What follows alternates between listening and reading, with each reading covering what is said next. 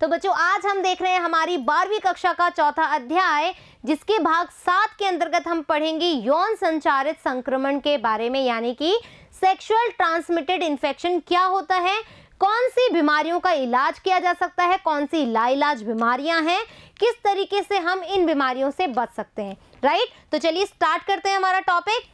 कोई भी रोग या संक्रमण जो कि मैथुन द्वारा संचारित होते हैं उनको सामूहिक तौर पर हम क्या कहते हैं, एसटीआई, सेक्सुअल ट्रांसमिटेड इन्फेक्शन, रतिज रोग, वीडी, वेनेरल डिजीज अथवा जनन मार्ग, आरटीआई, रिप्रोडक्शन ट्रांसमिटेड इन्फेक्शन संक्रमण कहा जाता है। Is that clear? जो कि क्या हुआ, असुरक्षित यौन संबंध के कारण ऐसी बीमारियां होती हैं उनको हम एसटीआई, वेनेरल डिजीज और आरटीआई के तहत रखते हैं। कौन कौन सी बीमारियां हो सकती है? सुजाक, गोनोरिया, सिफिलिस, हर्पिस, जननिक परिसर्प, क्लेमाइडिएटा, ट्राइकोमोनास, लैंगिक मस्से, यकृत शोथ बी और एचआईवी एड्स आदि सामान्य यौन संचारित रोग हैं। ये कॉमन एसटीआई हैं जो कि देखे जाते हैं नॉर्मली। राइट, अब हम बात करें इनमें से कुछ संक्रमण जैसे कि यकृत शोथ बी, एचआईवी के संक्रमण एक संक्रमित व्यक्ति के, अब ये संक्रमण कैसे फैलता है, मतलब जो हेपेटाइटिस बी है और एचआईवी है उसके संक्रमण कैसे फैलते हैं, एक संक्रमित व्यक्ति के साझे प्रयोग करने वाली सुइयों के उपयोग से, शल्य क्रियाओं के औजारों से, संदूषित रक्तदान से यानी कि हम ब्लड ट्रांसफ्यूजन जो करते हैं, या फिर संक्रमित माता से उसके गर्भस्थ शिशु में भी संचरित हो सकते हैं। तो ये जो डिजीज है कैसे, जब हम एक ही सुई जो कि संक्रमित व्यक्ति को यूज की गई है वो दूसरे स्वस्थ व्यक्ति को लगा दें तो संक्रमण हो सकता है। यदि हम एक संक्रमित व्यक्ति के खून को किसी स्वस्थ व्यक्ति में चढ़ा दें तो भी संक्रमण हो सकता है, और एक संक्रमित माता से उसके गर्भस्थ शिशु को भी ये डिजीज हो सकती है। यकृत शोथ बी, जननिक परिसर्प तथा एचआईवी, ये जो संक्रमण है कौन सा, हेपेटाइटिस बी, हर्पीस और एचआईवी, 3H ये याद रखेंगे, 3H कौन कौन सा, हेपेटाइटिस बी, हर्पिस और कौन सा, एचआईवी। ये 3 ऐसी संक्रमित बीमारियां हैं बच्चों जो कि क्या हैं, लाइलाज है। ये याद रखेंगे, क्वेश्चन आता है इस पे बेसिकली। तो यकृत शोथ बी, जननिक परिसर्प एवं एचआईवी संक्रमण को छोड़कर बाकी सभी यौन रोग पूरी तरह से उपचार योग्य है, मतलब इन तीनों को छोड़कर के बाकी का उपचार किया जा सकता है, क्योर हो सकती है, बट ये तीनों डिजीज क्योर नहीं हो सकती है, बशर्ते कि किस शर्त पर हम कंट्रोल कर सकते हैं उन डिजीज में, शुरुआती अवस्था में पहचानना और इनका उचित ढंग से पूरा इलाज यदि करवाया जाए तो इन बीमारियों से, इन तीनों को छोड़ के इन बीमारियों का हम रोकथाम कर सकते हैं। Is that clear? तो हमारे पास कुछ बीमारियां हैं। कौन कौन सी बीमारियां हैं? यौन संचारित संक्रमण, इसमें आपसे क्वेश्चन पूछ लिया जाता है कि कौन सी बीमारी किसके द्वारा होती है, कौन सा बैक्टीरिया है, कौन सा वायरस है, कौन सा प्रोटोजोन है। तो हम जीवाणुओं के द्वारा बात करें तो क्लेमाइडिया ट्रैकोमैटिस इस जीवाणु से होता है, बैक्टीरिया से होता है, गोनेरिया नाइजीरिया गोनोकोकाई से होता है, और सिफिलिस ट्रिपोनियमा पैलेडियम से होता है। ठीक है, क्या क्या बोला हमने बोला सिफिलिस जो कि क्या होगा, ट्रिपोनिमा पैलेडियम से, गोनेरिया नाइजीरिया गोनोकोकाई, और हमारा क्लेमाइडिया ट्रैकोमैटिस की वजह से होता है। फिर हम बात करें प्रोटोजोआ के द्वारा तो ट्राइकोमोनासिस किससे होगा, ट्राइकोमोनास की वजह से होगा, ये एक प्रोटोजोन है। फिर हम बोलेंगे विषाणुओं के द्वारा कौन सी डिजीज हो रही है, herpes HSV second, herpes simplex virus second के द्वारा, एचआईवी जिसको हम एड्स कहते हैं जो कि किससे होगा, एचआईवी के द्वारा, ह्यूमन, ठीक है, एचआईवी के द्वारा। हेपेटाइटिस किसके द्वारा होगा, हेपेटाइटिस बी के द्वारा। और जेनाइटल वार्ड्स जिसमें हम क्या बोलते हैं, जो कैंसर हो जाता है, सर्विक्स कैंसर हो जाता है, वो जेनाइटल वार्ड्स के अंतर्गत आते हैं, जिसमें कौन सा वायरस करता है cause, HPV, human papilloma virus. Is that clear? Done. ये आप स्क्रीनशॉट ले सकते हैं इजीली।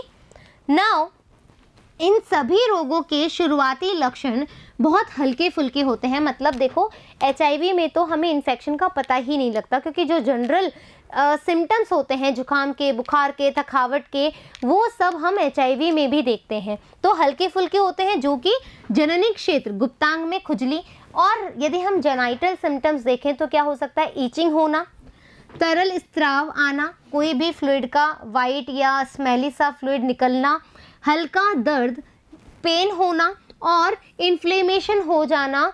किसका, जो भी हमारे रिप्रोडक्टिव ऑर्गन होता है उसके अंदर इन्फ्लेमेशन होना, ये सब चीज़ें किसको शो करता है, इनके सिम्टम्स को, इन बीमारियों के सिम्टम्स को। संक्रमित स्त्रियां अलक्षणी हो सकती हैं।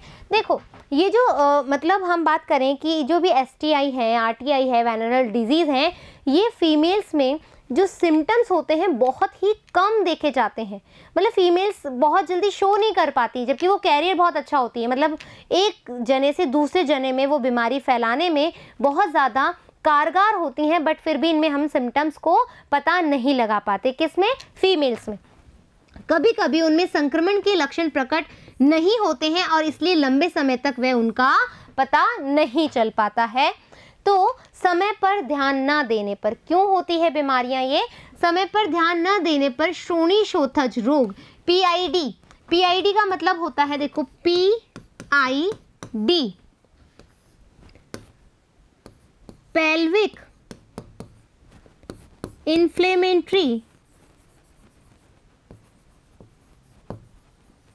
इन्फ्लेमेटरी डिजीज,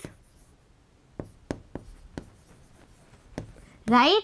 यानी कि जो पेल्विक एरिया होता है उसके अंदर इन्फ्लेमेशन हो जाता है जब हमें नहीं पता लगता है।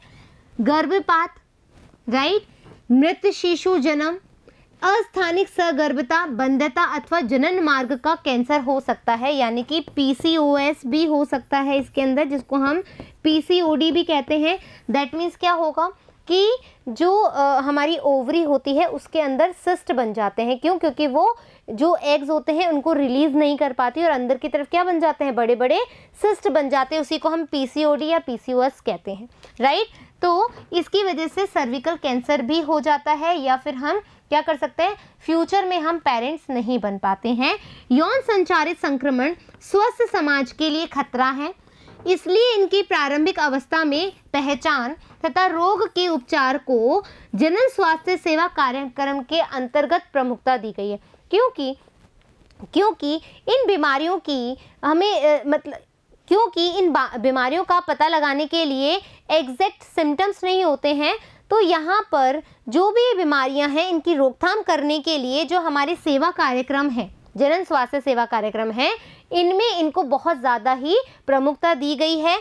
और यहाँ तक कि जो भी ऐसे पेशेंट्स होते हैं उनका जो डेटा होता है उसको भी डिस्क्लोज नहीं किया जाता है, इसको भी गुप्त रखा जाता है, राइट। तो यद्यपि सभी लोग इन संक्रमणों के प्रति अति संवेदनशील है, लेकिन 15 से 24 वर्ष, मतलब ये जो एज है बच्चों, 15 to 24 एज जो है या ईयर्स हैं, ये काफ़ी खतरनाक होते हैं, क्योंकि इस उम्र के दौरान ही इस तरह के रोगों का लगना क्या हो जाता है, ईजी हो जाता है। तो आयु वर्ग के लोगों में इनकी घटनाएं बहुत अधिक संख्या में दर्ज की गई है।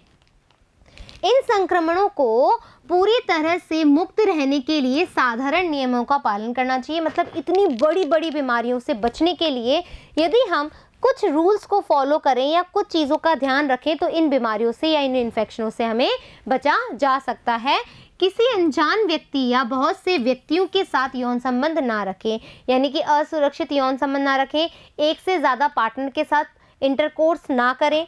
मैथुन के समय सदैव कॉन्डोम का इस्तेमाल करने की कोशिश करें, यानी कि जो बैरियर मेथड्स हैं वो यूज़ करें।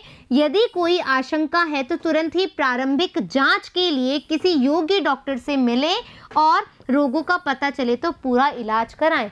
इस तरह के जो पेशेंट्स होते हैं बच्चों, इनमें क्या होता है, बहुत ज़्यादा भावनात्मक सहयोग की ज़रूरत होती है।